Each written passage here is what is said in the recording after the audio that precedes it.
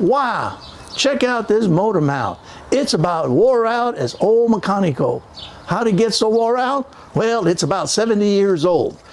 This is what it's supposed to look like, but I had to change the engine mounts and they're a little bit tricky. There's 0 YouTubes on how to change these motor mounts out. Now we went after the easiest bolt, that was on the bottom, but here's what happened. The mount sagged so much that the bolt hit on top of each other and there was no way to put a socket on it or a wrench. We had to raise the engine up just enough to be able to get our tool in there, and then we were able to get it out. That was my first surprise. So once we got the old engine mounts out, we brought in the new ones and we started to bolt it up.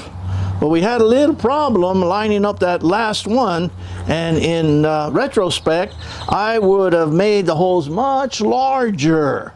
They just barely fit in there, and making these holes, all 3 of them, larger gives you a little bit more room to get it to line up. So that's another little trick that I suggest.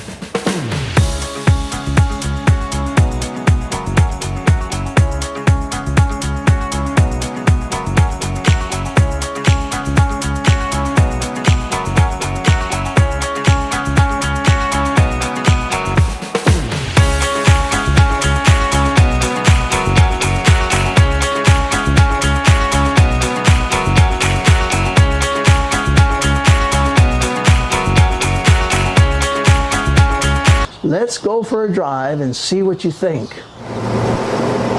Listen, pretty darn quiet for a 72-year-old truck. I think I got almost all the rattles and squeaks out of it.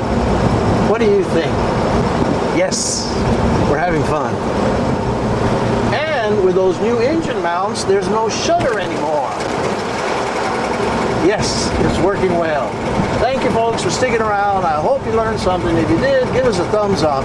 Thank you again. All right.